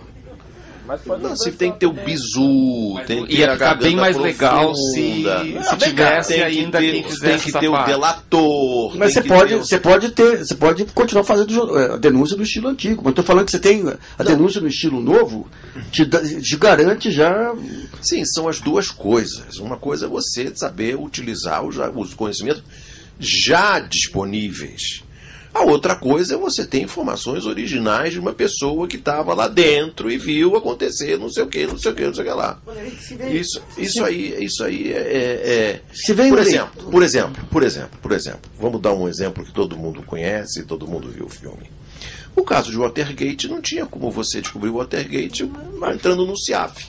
Mas você tem outras denúncias que você pode fazer que não são da mesma natureza do Watergate. O que derrubou o Nixon foi o cara que chegou lá e disse assim: siga o dinheiro. O Garganta Profunda, que se vestia com aquela capa Burberry, ia pra garagem e contava tudo. Paulo Henrique, isso aí é bom. O Watergate não é a única denúncia disso. Eu sei que você gosta da emoção do segredo, mas... Só para responder ao Pedro, eu quero dizer o seguinte, que cabem as duas possibilidades. Isso. Existe a opção de você ser um grande garimpador de informações que estão disponíveis, como existe aquele velho repórter do cinema de Hollywood dos anos 50, que vai ser procurado pela fonte por e-mail. Antes eu não tinha nem telefone. Mas esse é empregado da Globo ou da Folha e só vai poder fazer a reportagem que a Globo ou a Folha permitirem. Não, a gente vai levantar esses 10 milhões de dólares aí e vai fazer. Olha, Ribeiro. Peraí, só o Pedro. O Pedro, eu gostaria de fazer uma observação. O leitor não traz todas as notícias para nós. Boa parte das informações originais vem do leitor. Aqui é só uma coisa. Eu posso perguntar? Antes de você falar, a ministra da Informação está mandando encerrar, que o tempo acabou. Então a última pergunta vai ser dele, infelizmente. São duas coisas pequenas. É só uma questão em relação ao Paulo Henrique. Admiro o blog de todos os dois, mas na relação sobre... Nós sabemos os custos da não atuação da quebra de monopólio desse sistema, mas não sabemos os custos da aplicação disso. Tipo, bloqueio... que acontece na Venezuela, como bloqueio econômico ou crise jurídica. E só uma relação, eu vejo uma relação entre os dois. Vejo você como mais do enfrentamento por via legislativa dessa superação desse modelo, né? Criação de enfrentamento por via legislativa? Eu não tentei ainda atacar o Congresso Nacional. Eu já fiz várias coisas na minha vida, mas isso ainda não. Eu me expliquei mal. Acabar com o monopólio por via legislativa jurídica e vejo mais o Nassif por acabar com o monopólio por tempo ou por novas tecnologias que criariam um modelo... Eu não abro mão da via legislativa. Agora, só um segundo, só para terminar isso. Em relação, eu vivi 9 anos sobre o regime berlusconiano, então acho que as coisas que ainda podem piorar muito. Muito. Então lá eles chamam de máquina del fango, né? Que seria o sistema de atacar muitas vezes a vida pessoal das pessoas... Coisas muito você está à frente de 2 jornalistas que são perseguidos judicialmente. Campeões de ataques. Não só judicialmente, mas no sentido de máquina del fango, no sentido pessoal. Na briga da Veja, atacaram minha família, atacaram a pessoa que me atacou, tinha medo que a gente revelasse baixarias dele lá, coisa que eu jamais faria. Então, como coisa reativa, ele resolveu me atacar com algo que ele achava que podia ser atacado. Me acusou de estar frequentando sauna gay, que é uma piada para adulto, mas quando você tem filha pequena que vai para a escola, você não sabe o que vem na volta, né? Tudo isso não era da blogosfera, não era o Orkut, era no portal da Veja. Mas em relação a isso da questão econômica, no caso de enfrentamento, hoje, o que pode acontecer? Os empresários com boicote econômico, com questão que a gente viu que aconteceu no Mensalão, questão jurídica de quebra de instituições para evitar que isso aconteça, que é o que acontece na Itália. O Berlusconi, depois da manhã, ele vai ter uma votação se vai perder o mandato de senador ou não. E eu vejo lá como o Brasil atrasado alguns anos em algumas crises ou manipulações que já acontecem lá há 10 anos e que estão acontecendo agora aqui. Não, aqui a gente está no fim do ciclo agora. A parte maior foi 2010. 2010 foi uma coisa sem paralelo, bicho. Sem paralelo. Nassif, eu gostaria de concluir a minha modesta participação aqui nesse interessante debate observando o seguinte. Eu e o Nassif somos parte de um grupo de jornalistas da internet, grupo que sofre um ataque furioso e brutal através do sistema judiciário. Eu sou vítima de mais de 50 ações no cível e no crime. Essas ações exigem que você primeiro tenha um sangue frio muito grande, uma capacidade de sobrevivência psicológica excepcional, porque o processo já é a pena. Eu, por exemplo, vou trabalhar na Record, chego lá no domingo e estou na redação com os meus colegas, planejando a edição do programa. Entra na sala um segurança com uma arma e um oficial de justiça, e na frente de todos os meus colegas, para me fazer assinar documentos para que eu seja intimado a depor no dia tal. Diante da inépcia monumental do sistema judiciário brasileiro, muitas vezes eu sou notificado 2, 3 vezes para a mesma coisa, e às vezes não sou notificado daquilo que deveria ter sido notificado. Isso é um aspecto. É o aspecto moral, é o aspecto psicológico. O outro é o aspecto financeiro. Para cada ação dessa, você tem que gastar X reais para que o advogado trabalhe para você. Isso custa dinheiro. Uma parte significativa da minha renda como jornalista e outras atividades que eu tenho na minha empresa é dedicada exclusivamente a pagar advogado. Se eu não tivesse a capacidade de gerar a renda que eu tenho, eu teria me calado, poderia estar preso e poderia perfeitamente ter fugido para Portugal, já que eu não sou italiano, eu ia para Portugal, porque eu sou neto português, e até lá eu ia inventar um jeito de ser português. Bom, e a outra coisa é a tentativa de te calar, primeiro pelo constrangimento psicológico, depois o constrangimento financeiro, e depois te calar na justiça. Utilizar a justiça para tirar a informação do ar, impedir que você publique certas coisas, te atemorizar, não deixar de você tocar em certos nomes, em certas pessoas. E tem agora um sistema de notificação judicial em que as pessoas te notificam, vão ao teu local de trabalho e te notificam judicialmente como medida preventiva para impedir que prescreva uma ação que ela vai mover contra você daqui a 10 anos. Eu estou sendo vítima disso.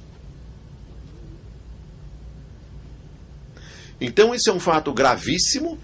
Eu sei do meu caso. Sei mais ou menos do caso do Nassif. Mas sei do caso do Azenha, sei do caso do Rodrigo Viana, sei do caso do Miro, sei do caso do Mino, sei do caso do Leandro Fortes, sei do caso do Ismael do Paraná, sei do caso do Lúcio Flávio em Belém. E um conjunto de blogueiros sujos que tem a obrigação de se virar para conseguir dinheiro para pagar advogado para continuar exercendo a sua atividade. Fora a intimidação dos advogados. No caso Veja, eu peguei uma advogada, que é a Thaís Gasparino, do escritório do Samuel McDonald Figueiredo, orientei ela sobre como que deveria se conduzir, porque você leva tiro de uma fortaleza voadora. Não adianta você reagir contra a fortaleza, que não vai acontecer nada. Então você tem que reagir contra o piloto da fortaleza. E daí eu foquei em 4 jornalistas da Veja. Daí abriram 5 ações, 4 da Veja, 4 desses jornalistas e 1 da Veja, todos no mesmo escritório de advocacia. E daí eu expliquei para ela direitinho, falei, olha, você não pode pegar cada ação individualmente. Para entender o Eurípides, tem que entender que tem uma estrutura hierárquica, que na ponta tinha o Reinaldo e o Mainardi atacando, então tem que dar o todo. Daí fez a defesa individualmente, tem que colocar os interesses comerciais que estavam por trás. Quando sofreu um ataque, tem 8 páginas de publicidade de Daniel Dantas. Não fez nada disso e eu bestamente não quis discutir com ela, porque eu falei, se ela pede, vai dizer que é ela que deve conhecer os meandros. E daí teve coisas como o Mainardi no depô e eu não ser avisado. Trabalha para a Folha, a senhora da Veja. E daí no meio do caminho, quando amplia a guerra com a Folha, Samuel Magdaleno Figueiredo, o Marco Antônio Barbosa, que se celebrizaram como advogados de esquerda e tudo, me deixaram totalmente na mão. Tive que contratar um outro advogado correndo que não conseguiu salvar parte das ações. Então tem isso também, porque os advogados, assim como as empresas jornalísticas, eles têm os seus interesses. E a mídia, ela tem 2 formas de pressionar. Uma é intimidando e a outra é bajulando, que nem esse inacreditável Aires Brito, né? Só para dar um exemplo, eu tenho uma ação de direito de resposta contra a Veja, que essa altura nem sei se eu vou exercitar, porque 5 anos depois, 5 anos rodando. Antes. Você não vai ter esse prazer. 5 anos rodando. Daí eu publiquei... Mas se tiver, usa, por favor. Daí eu publiquei, olha só, eu publiquei críticas contra a juíza que fez esse ângulo e troquei o nome da juíza por uma outra lá que tinha... Daí a outra me processou. Em 2 meses eu estava condenado. 2 meses. A outra está 5 anos rodando.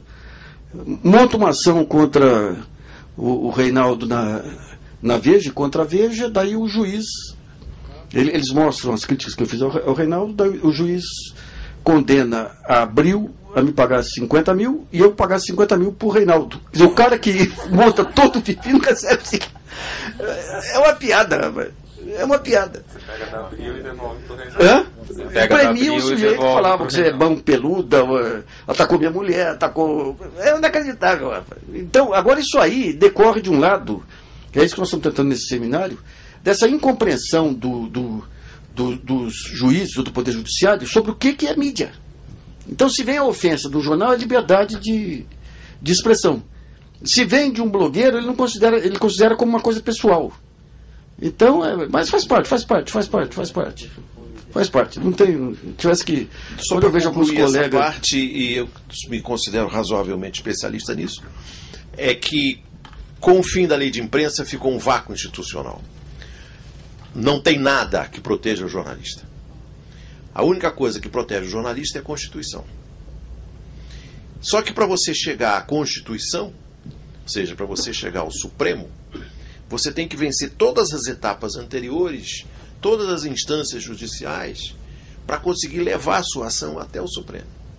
E o desafio é você ter dinheiro para subir todos os degraus.